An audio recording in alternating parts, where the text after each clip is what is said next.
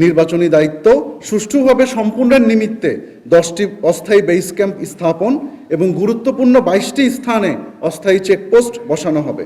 Kushtia battalion 47 BGB Jessore রিজিয়নের আওতাধীন কুষ্টিয়া সেক্টরের অধীনস্থ একটি ব্যাটালিয়ন।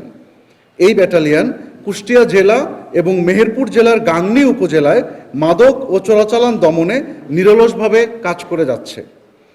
এই নিরলস প্রচেষ্টায় গত 1 বছরে 139 জন আসামি সহ সর্বমোট 103,25,70,456 টাকা মূল্যের মাদক ও অন্যান্য চোরাচালানি মালামাল আটক করা হয়েছে।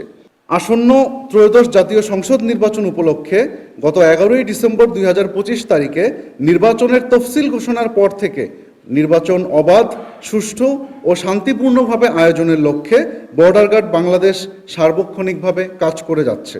কুষ্টিয়া সেক্টরের অধীনস্থ কুষ্টিয়া ব্যাটালিয়ন কুষ্টিয়া ও রাজবাড়ী এই 2টি জেলার নির্বাচনকালীন দায়িত্ব পালন করে থাকবে। এই 2 জেলায় মোট 11টি উপজেলা রয়েছে, যেখানে 6টি সংসদীয় আসনে নির্বাচন অনুষ্ঠিত হবে। নির্বাচনকে সুষ্ঠু ও শান্তিপূর্ণ করতে সীমান্তবর্তী দৌলতপুর উপজেলায় বিশেষ পন্থা অবলম্বন সহ একাধিক বিজিবি প্লাটুন মোতায়েন করা হবে। পাশাপাশি পুরো নির্বাচন এলাকায় 15 প্লাটুন বিজিবি দায়িত্ব পালন করবে। নির্বাচনী দায়িত্ব সুষ্ঠুভাবে সম্পূর্ণের নিমিত্তে 10টি অস্থায়ী বেস ক্যাম্প স্থাপন এবং গুরুত্বপূর্ণ 22টি স্থানে অস্থায়ী চেকপোস্ট বসানো হবে।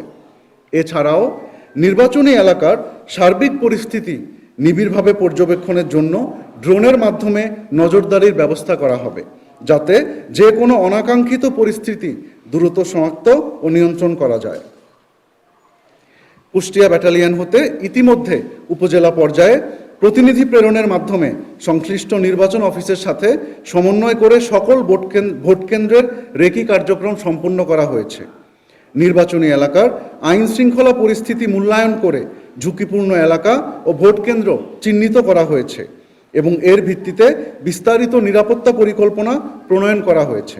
দায়িত্ব পালনকারী অন্যান্য আইন শৃঙ্খলা রক্ষাকারী বাহিনীর সাথে নিয়মিত সমন্বয় করা হচ্ছে।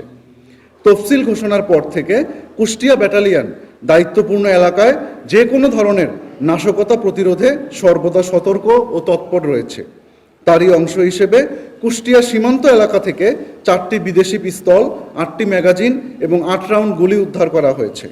পাশাপাশি নিয়মিত জনসচেতনতামূলক সভা আয়োজন করে স্থানীয় জনগণকে শান্তিপূর্ণভাবে নির্বাচনে অংশগ্রহণে উদ্বুদ্ধ ও সচেতন করা হচ্ছে।